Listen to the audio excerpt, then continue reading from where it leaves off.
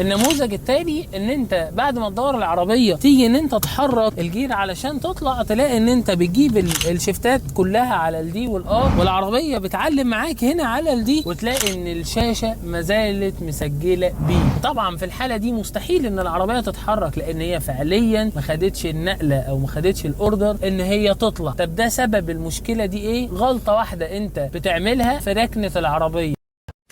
اول ما تيجي تركن عربيتك المفروض ان في البدايه تجيب العربيه على الان، بعد كده تشد الهاند بريك، بعد كده تجيبها على البي. ما تخليهاش اول ما تقف تروح معشق على البي فالجير نفسه يعمل لوك، فتيجي تنزل تروح انت كده قاطع واير الغيارات اول ما تروح منزل العصايه مره واحده. وفي الخطوه دي احنا فهمنا حاجتين سبب المشكله ان احنا بنركن غلط. طب حلها ايه بقى؟ ان انت تطلع بره، تفتح الكبوت وتروح عند تيش الغيارات ويكون معاك حد جوه، وتروح انت معشق العربيه دايركت من بره علشان تقدر ان هي توصلك علشان تحل مشكلتك وتصلح مشكله الواير اللي اتقطع.